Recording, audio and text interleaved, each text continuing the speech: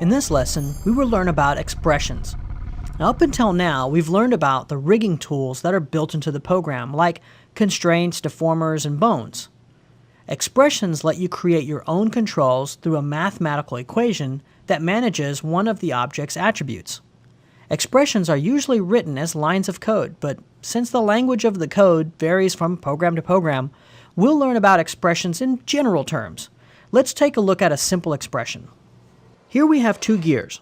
We want to control the blue gear with the orange gear. We could use keyframes, but if we want to make changes to the gear animation, we would have to reanimate two objects instead of one.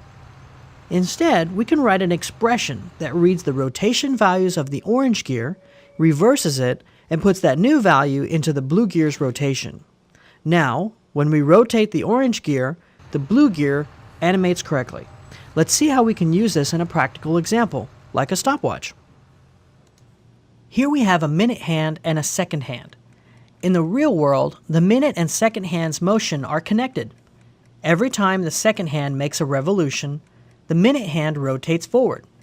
So, we can connect the minute hand's rotation attribute to the second hand. We don't want a direct connection because then they'll just rotate at the same speed. For every full revolution of the second hand, the minute hand needs to rotate 1/60th of a complete rotation. We can do this by creating an expression that sets the minute hand's rotation to the second hand's rotation divided by 60. Now, if we rotate the second hand, our minute hand rotates correctly. This saves us a huge hassle of animating it by hand. Let's take this one step further and set up an expression to move our second hand. Expressions can usually access many parts of the underlying logic of the program. In this case, we want to read the current frame, usually called frame. So let's create an expression to set the rotation of our second hand equal to frame, and play back our animation.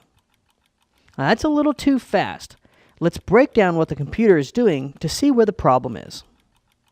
Our current expression sets the second hand's rotation to the current frame, which is way too fast.